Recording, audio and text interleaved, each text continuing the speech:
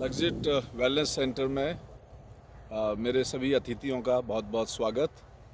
आज हम चर्चा करेंगे उन बातों पर जो हम अक्सर समाज में करते हैं लेकिन उनका उपयोग नहीं करते। और वो बातें हैं, आपने अंग्रेजी में एक कहावत सुनी होगी कि डॉक्टर ट्रीट्स, नेचर हील्स। और ये जगह जगह आपने लिखा भी देखा होगा कि जो डॉक्टर होता है वो ट्रीटमेंट करता है, लेकिन जो नेचर होती है, वो जो नेचर है वो बेसिकली हम बात कर रहे हैं बॉडी की। सो गॉड हील्स और body heels. So what is important, अगर हम बात करते हैं आज जो पैराडाइम बना हुआ है चिकित्सा का, तो उसमें डॉक्टर्स भी जो है दो तरह की बीमारियों के साथ डील करते हैं। एक होती है इन्फेक्शन बॉर्न डिजीज़, जो बैक्टीरिया से होते हैं, जो वायरस से होते हैं। तो वहाँ पर जो दवाइयाँ दी जाती हैं, जो ड्रग्स दी जाती हैं, उन ड्रग्स से जो गुड बैक्टीरिया होता है जो हमारी बॉडी में, जो हमारी बॉडी को हेल्प करता है, वो भी मर जाता है।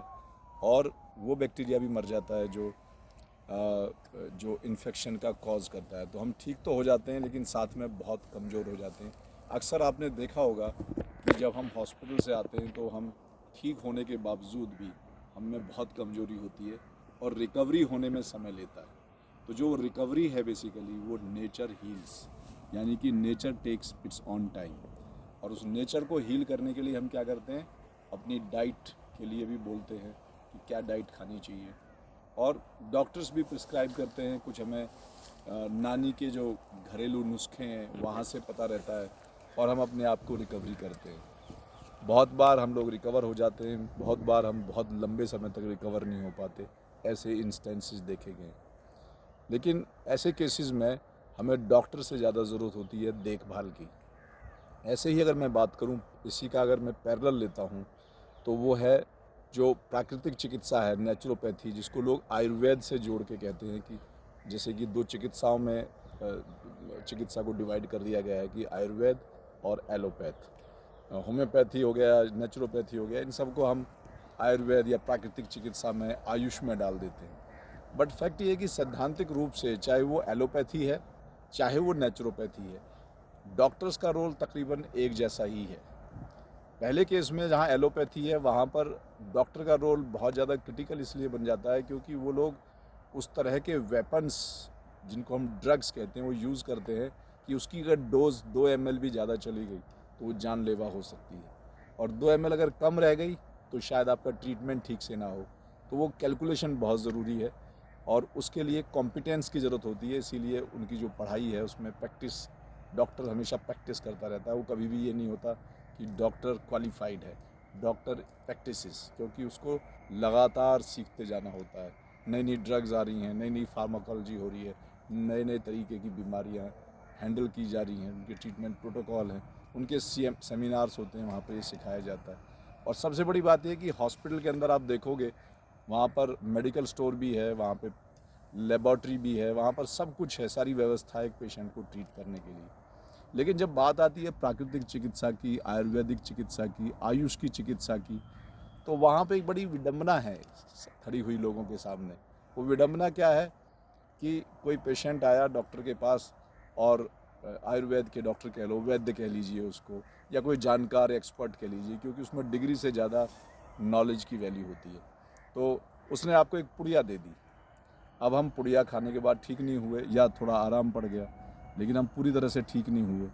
तो सबसे बड़ी विडंबना ये है कि प्राकृतिक चिकित्सा में कोई होलिस्टिक एनवायरनमेंट नहीं है। जैसे कि एलोपैथी में है कि मेडिकल स्टोर है, लेबॉर्ट्री है, यहाँ पर ऐसी कोई व्यवस्था ही नहीं है कि प्रॉपर ढंग से कोई डायग्नोज हो सके कि प्रॉब्लम एग्जैक्टली क्या है। पूरी तरह से वैद्य के नॉलेज पर आधारित है, जो कि अपने आप में त्रुटियां रखता है, उसमें लिमिटेशंस होती हैं, क्योंकि वैद्य का भी अपना एक नॉलेज है, इनसाइट है, कितना देख पा रहा है, वो नाड़ी से कितना समझ पा रहा है, उसका खुद का कितना कॉम्पिटेंस है। और जहाँ आज के इस युग में जहाँ पैसा ही ध्येय है, वैद्य बनना कौन चाहता है? जो इंटेलिजेंट आदमी होगा वो कहेगा कि मैं MBBS करूं और मैं MD करूं और मैं अच्छा पैसा कमाऊं। जो उतना इंटेलिजेंट नहीं है वो वैद्य क्यों बनेगा? उसे पता है कि मुझे तो दाल रोटी भी नसीब होना मुश्किल होगा। तो अच्छे लोग उस दिशा में नहीं जाते क्योंकि वहाँ पैसा नहीं है, और हम चिकित्सा बहुत बेहतर चाहते हैं। तो इसलिए ये बात बहुत ध्यान में रखने की है कि जो प्राकृतिक चिकित्सा है वो भी एलोपैथी की तरह ही है, बस फ़र्क इतना सा है कि वहाँ पर आप सेफ़ हो, क्योंकि जो चीज़ें यूज़ हो रही हैं वहाँ पर वो बेसिकली उतने हार्ड ड्रग्स नहीं हैं, वो इतने ख़तरनाक केमिकल्स नहीं हैं जो आपके साथ कुछ हो सके। अगर फॉर एग्ज़ाम्पल आपने खाना ज़्यादा खा लिया या कम खा लिया, आपने योग ज़्यादा कर लिया या कम कर लिया, या आपने फॉर एग्ज़ाम्पल अनीमा ज़्यादा ले लिया या हाइड्रोथेरेपी ज़्यादा रूटीन में ले ली या कम रूटीन में लेगी, तो उससे कोई आपका फ़र्क नहीं पड़ने वाला। इनफैक्ट अगर आपने ज़्यादा किया तो हो सकता है कि कुछ बेहतर हो जाए। तो कहने का मतलब ये है कि प्राकृतिक चिकित्सा पूरी तरह से सेफ़ होती है, और वो इतनी सेफ़ होती है कि हम घर पे भी कर सकते हैं।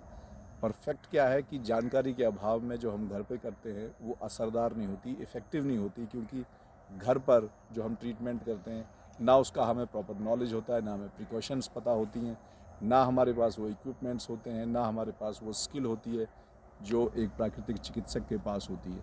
तो वेलनेस सेंटर बिल्कुल हॉस्पिटल की तरह का एनवायरनमेंट है, जहाँ पर दवा को फूड एज मेडिसिन, जहाँ पर थेरेपीज़ को योग से रिप्लेस कर दिया गया है। और जहाँ तक लेबॉर्ट्री टेस्ट की बात है, वो तो वैसे भी आजकल लोग वेलनेस पैकेज कराते हैं, तो वो होने भी चाहिए, क्योंकि उससे एग्जैक्टली हमें पता चलता है कि कहाँ पर कौन से वो एरिया हैं जो ज़्यादा इम्पेक्टेड हैं। लिवर इम्पेक्टेड है, गैस्ट्रो इंटेस्टाइनल इम्पेक्टेड है। और एक बात बहुत इंपॉर्टेंट है, जो एलोपैथी और प्राकृतिक चिकित्सा में जो बहुत बड़ा भेद है वो ये है कि एलोपैथी हमेशा बॉडी के पार्ट को ट्रीट करती है, इसलिए उनके स्पेशलाइजेशंस बने हैं कि वो हार्ट का डॉक्टर है, वो ब्रेन का डॉक्टर है, वो किडनी का डॉक्टर है, वो लिवर का डॉक्टर है, वो जॉइंट पेन्स का डॉक्टर है। लेकिन प्राकृतिक चिकित्सा की ये जो ब्यूटी है वो ये है कि वो कहती है कि नहीं, हम पार्ट्स नहीं हैं, बॉडी बॉडी एक है, वन बॉडी कॉन्सेप्ट।